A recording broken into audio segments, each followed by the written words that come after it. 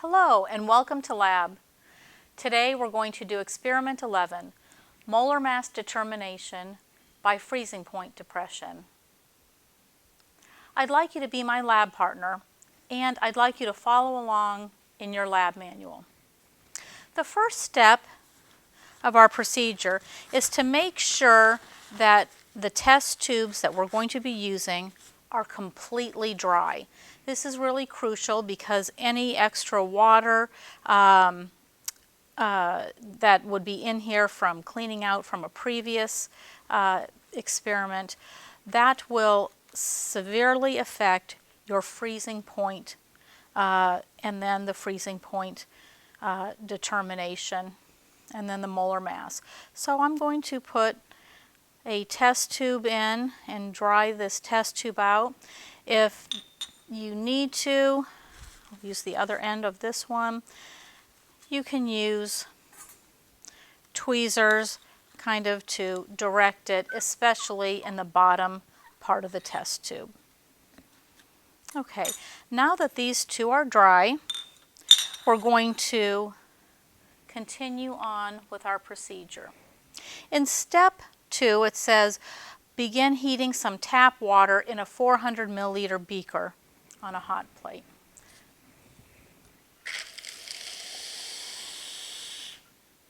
And we'll replenish this water as necessary during the experiment. I'm just going to set that on low. It doesn't need to be boiling. It doesn't even need to be super hot. It's just for melting acetic acid in a test tube, and you don't need much heat to do that. Then we're going to assemble our apparatus. I've already attached a test tube clamp and above it a thermometer clamp, large and small.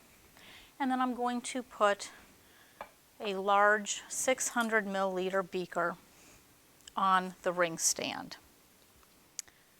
In steps 4 through 6, we'll do this at the balance. First, we'll weigh a test tube inside a 150 milliliter beaker, and that's just for stability. Then we will weigh about 0.5 grams of our unknown, and we'll record that unknown number. And then we'll transfer the unknown to the test tube and we'll reweigh this apparatus. Let's go to the balance room.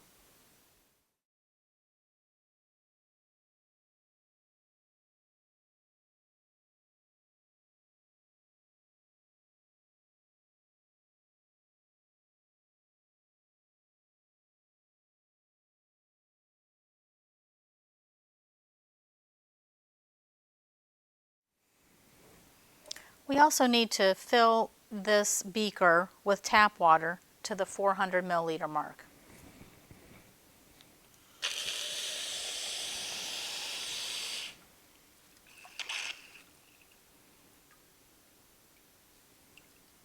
Okay. And place it on our ring stand. In the next step of our procedure, I need to obtain about an inch and a half, no more than that, of acetic acid in a clean and dry test tube. This test tube's already clean and dry. I'm going to go obtain that acetic acid right now. Now that I've obtained the acetic acid in our test tube, I'm going to clamp it in to the test tube clamp. It looks like I need to change the pitch a little bit. There we go. So it's straight up and down. And then I'm going to lower the test tube into the water so that the acetic acid is well below the top level of the water, but the test tube is not touching the bottom of the beaker. Then I'll insert a 0 to 50 degree thermometer in 0.1 degree divisions into the thermometer clamp, and I'm going to clamp that so that it's in the level of the acetic acid but definitely not touching the bottom or the side of the test tube. I'm going to position the scale so I can read it. I'm going to just change this a little bit so it's in the middle. If I need to, I can just bring that back a little bit too. Continue to adjust the clamps as necessary to whatever is good for your setup. Don't go on what the other person that has been here before has done. Now I'm going to insert a metal stir in. I probably should have done this before in the test tube. And I'm going to take this out.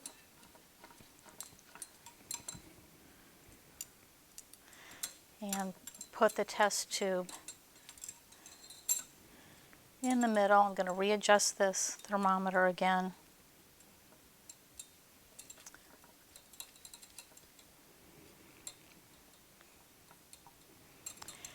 And continue to adjust the clamps as necessary to position the equipment so that you can move this metal loop stir so the loop can go up and down throughout the entire volume of your acetic acid. And this is going to be really important, this stirring, so we don't get localized cold spots or hot spots.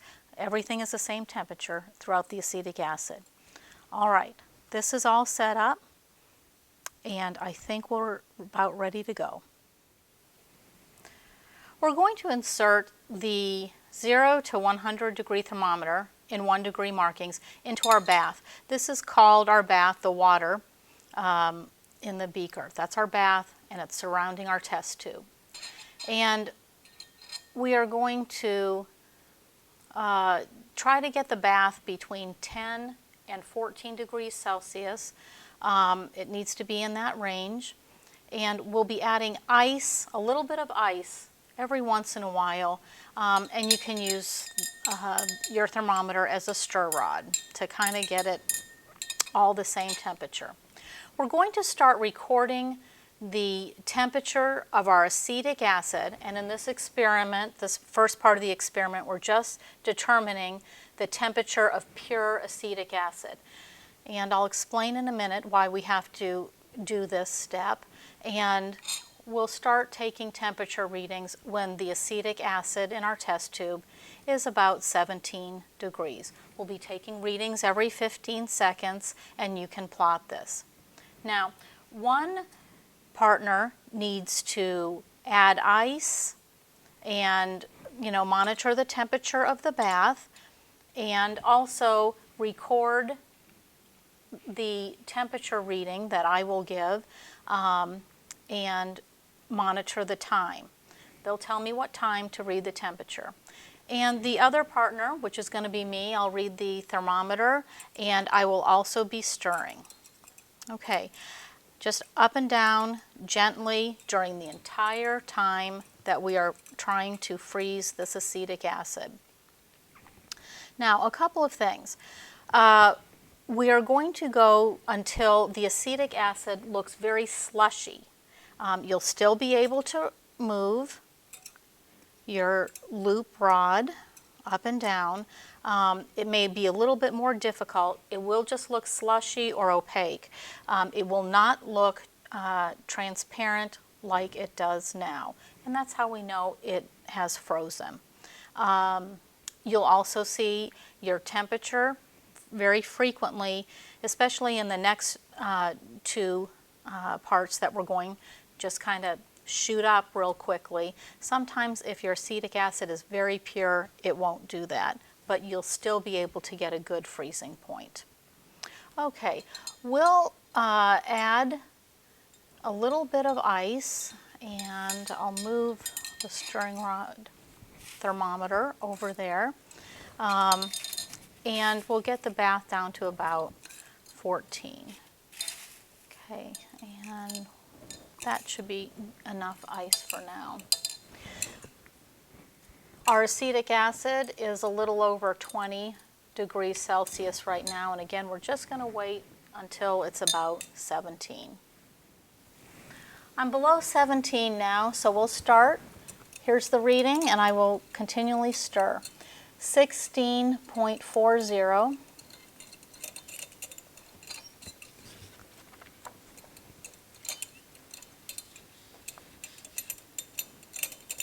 15 seconds. Okay, 16.32.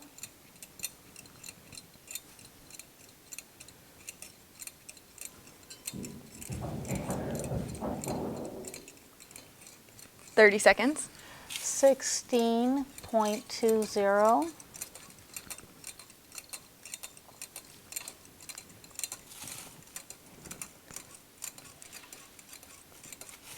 45 seconds. 15.95.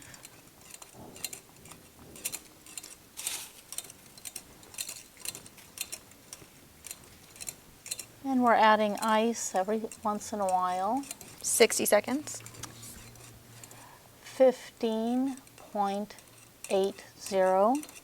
And we're starting to freeze. I can see small clusters. 75 seconds. And we are at 16.05.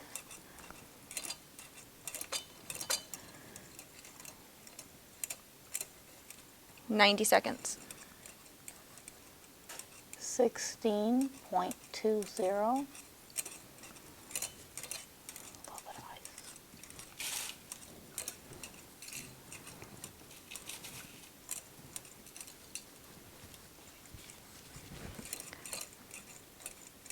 All right, time. 16.20.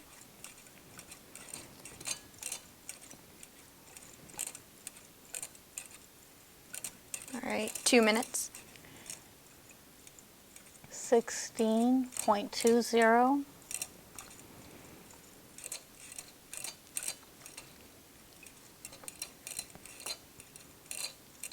All right, time. And 16.20. I think we've leveled out and our solution is considered frozen.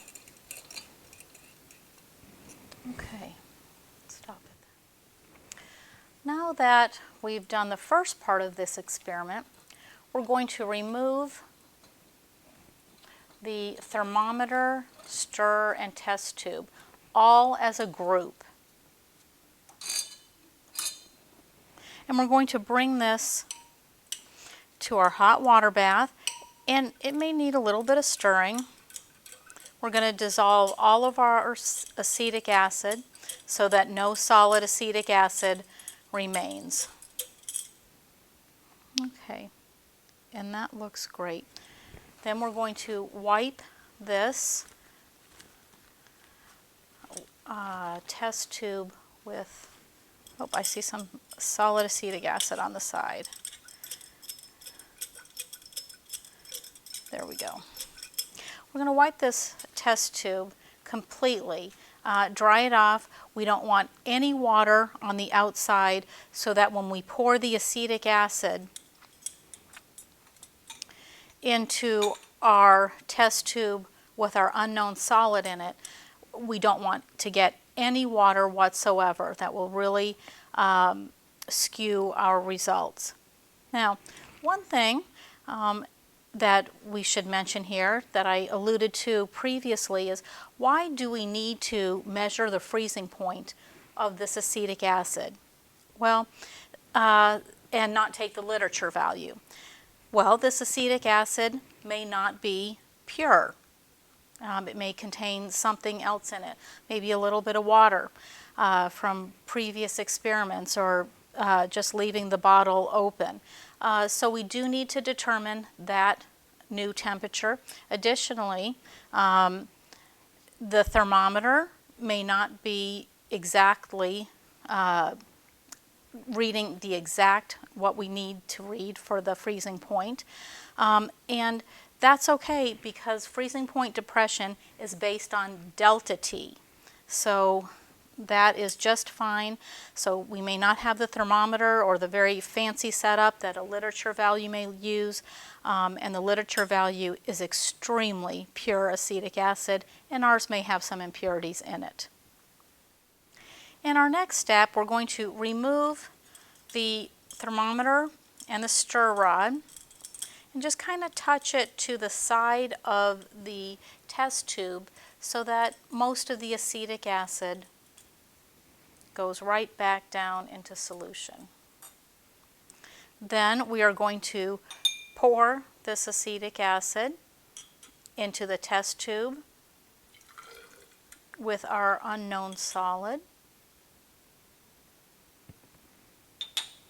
And we're going to reweigh this apparatus together.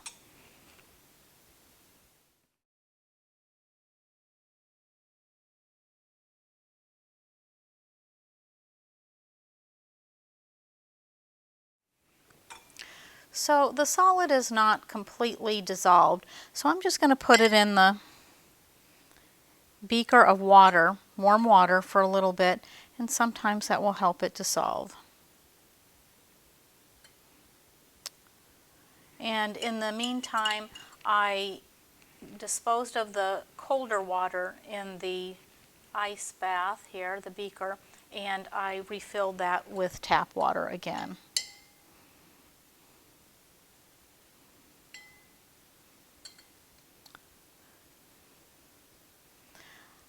Stirring will help dissolve this. So, and this is in the next step too. We need to wipe off both the stir. We don't want to add any extra acetic acid over and above what we've weighed. And I'll just put this in the test tube and stir it a little bit to try to get that to dissolve more quickly. Still have a little ways to go.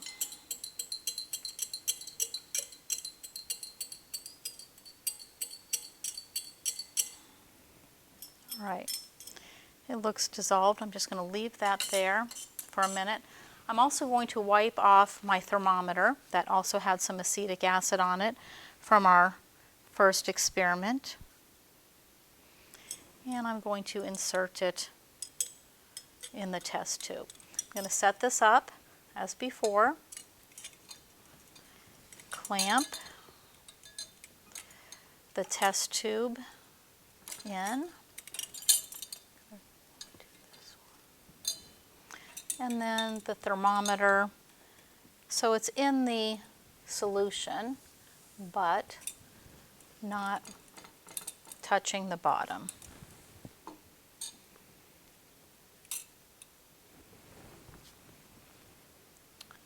I'm going to change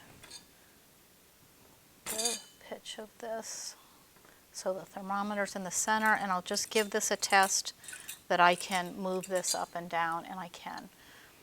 All right, it is still pretty warm, and so we'll add a little bit of ice to the bath to get that acetic acid cooler. And this time, again, when it's about 17 in the acetic acid in the test tube, I am going to start taking some readings. Now, we know it's freezing point depression, and we've added a solute, so we would expect our freezing point to be lower than the freezing point of the pure acetic acid. Seeing as I have a lot of time, I'm just going to adjust this a little bit more. Perfect. Okay, we're at 22 here, so we still have a little ways to go.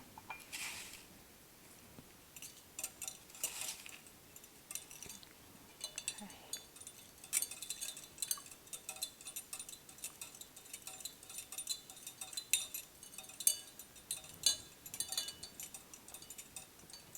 While I'm waiting, I'm going to go over one of my most very favorite questions that you'll see on the homework, in the air analysis, and on a very special day at the end of the semester. Why do we use molality instead of molarity in freezing point depression experiments? And the answer is molarity changes with temperature, and molality is independent of temperature.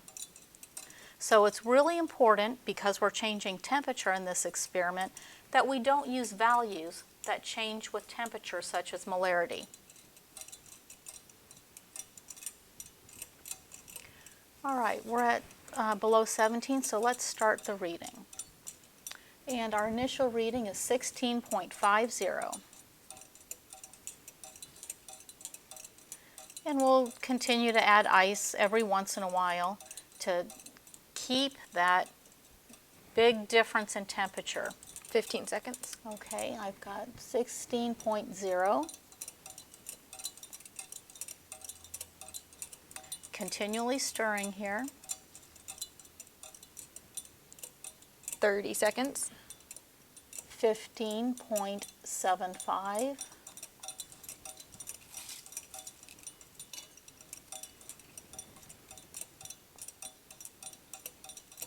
45 seconds. 15.45.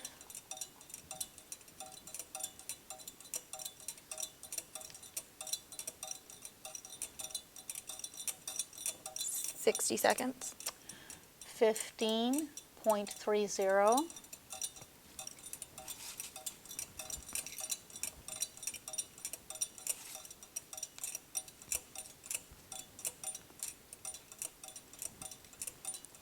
75 seconds. 15.05.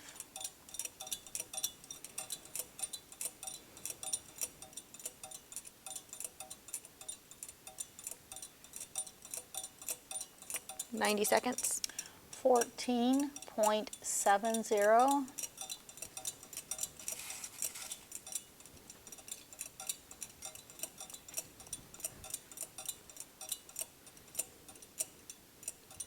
'Alright, time.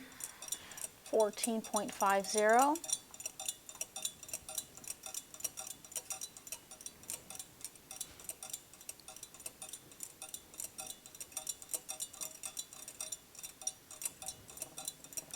2 minutes. 14.30.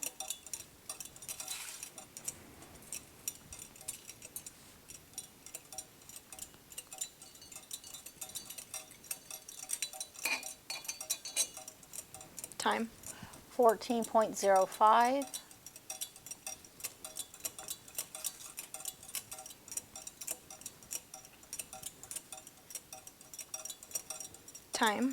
13.70.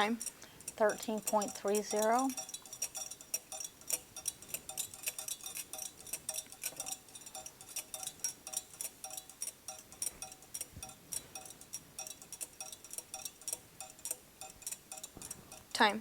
13.10.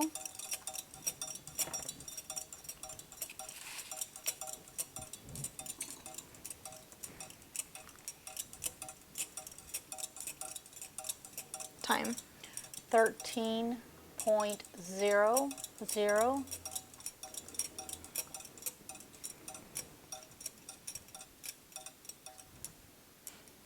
Okay, we're frozen and our temperature is rising quickly. 13.80. We got a good supercooling there. Continue to read for a little while. 14.55. 14.56.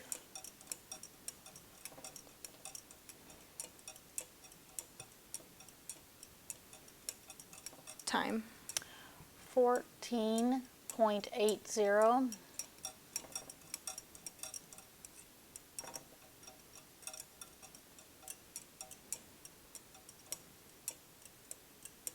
Time. 14.95.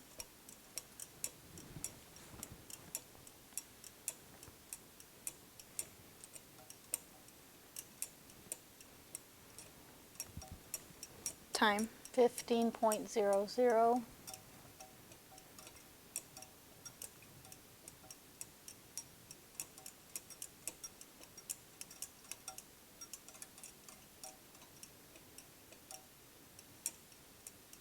Time. 15.00. And I think we have leveled off at our temperature. Okay. Now that this is frozen, we can remove it. I'll unclamp the thermometer first, and then unclamp our test tube. And we need to warm this entire setup in our water. Sometimes it's a little bit helpful, again, to do stirring. But right now I'm just going to let that sit here, because we'll need to get some new water, warmer water, in our beaker in preparation for our next trial.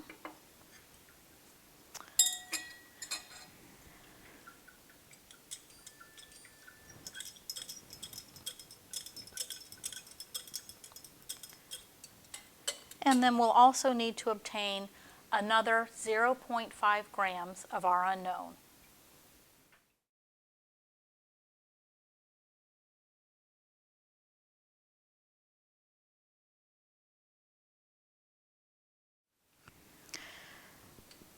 Now that I see that our acetic acid is completely dissolved, our acetic acid and our first addition of the unknown, I'm going to continue on with step 23. Wipe the outer walls of this test tube from any water, and then I'm going to lift the thermometer and metal stir loop and just kind of give it a shake, touch it to the sides. May even want to do it one at a time. You want to have almost all of that acetic acid gone from the test tube, from the thermometer and the stir rod. Now we're going to take the second addition of unknown and add it to the test tube. Now, you'll see some got on the walls. That's okay. We're going to gently roll this, getting everything off the walls as much as possible. Kind of put that in solution. Do some more rolling. Careful not to roll acetic acid out.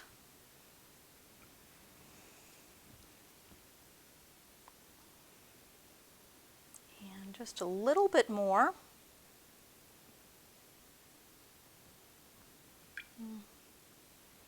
Okay. Now we need to get all of that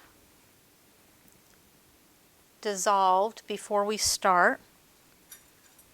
We'll use our loop stir just to dissolve that. If you need to put it back in the warm water, you can.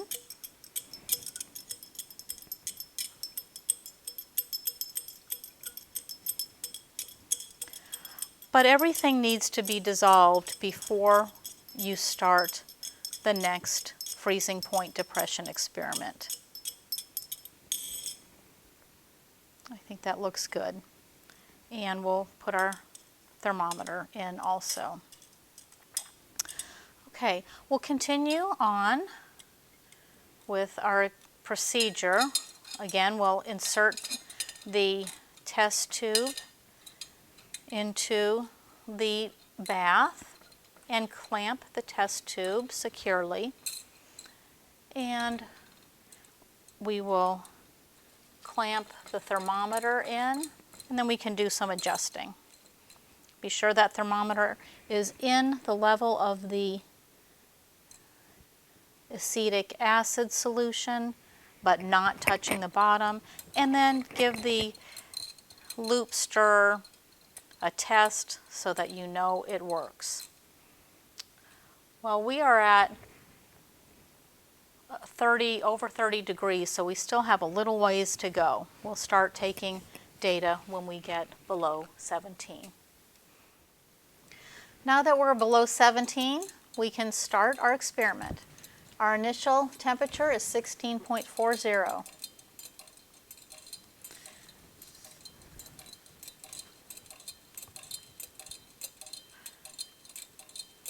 15 seconds.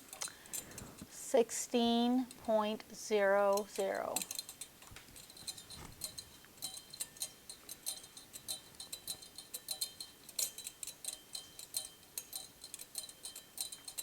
Thirty seconds. 15.60.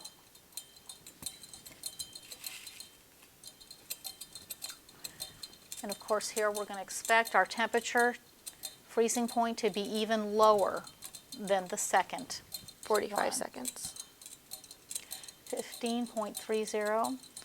And that is because we've added another addition of our solute. 1 minute. 15.15.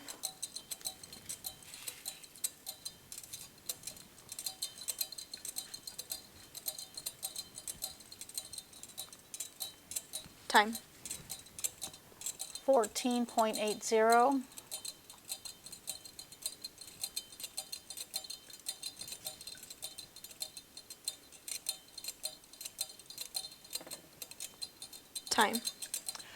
14.65.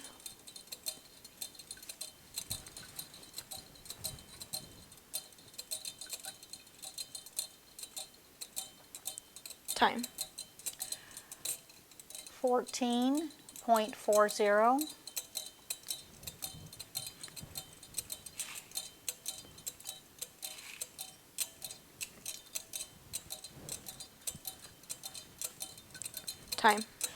14.30.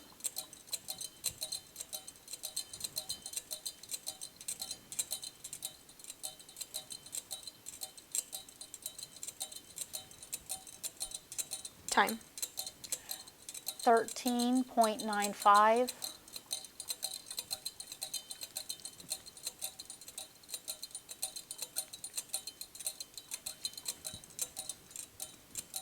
13.70.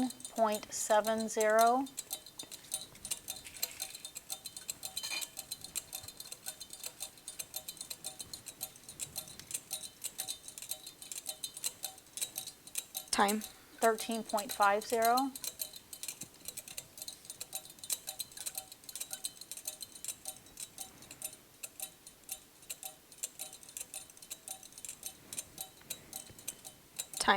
13.35.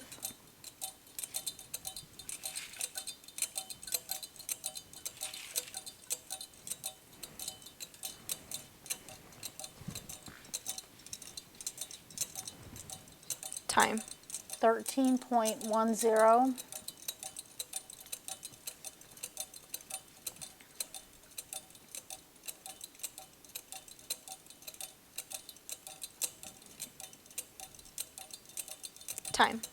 12.75.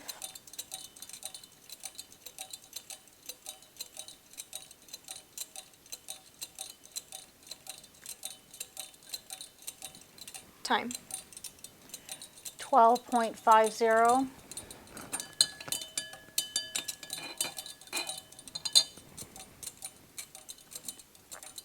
'We're in supercooling here.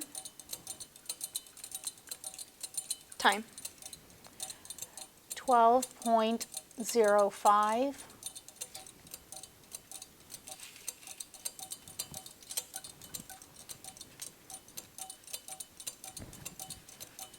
Time. 11.90.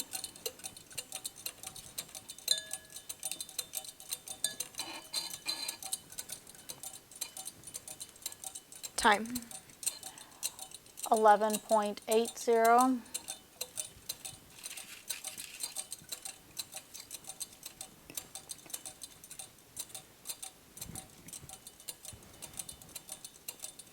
Time. 11.55.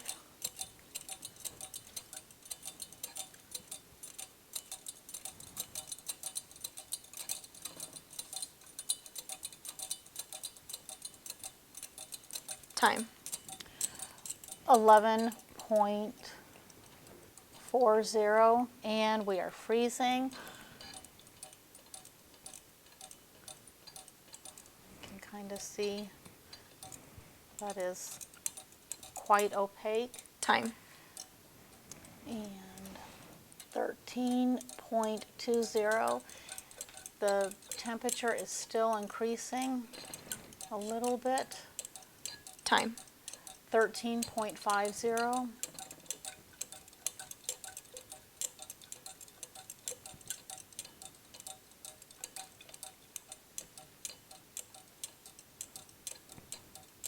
Time. 14.80. Excuse me, 13.80.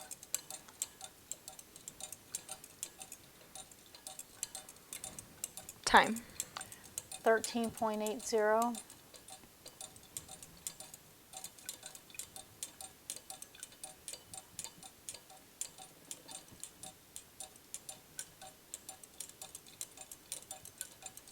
Time. 13.80. Okay, I think that's enough.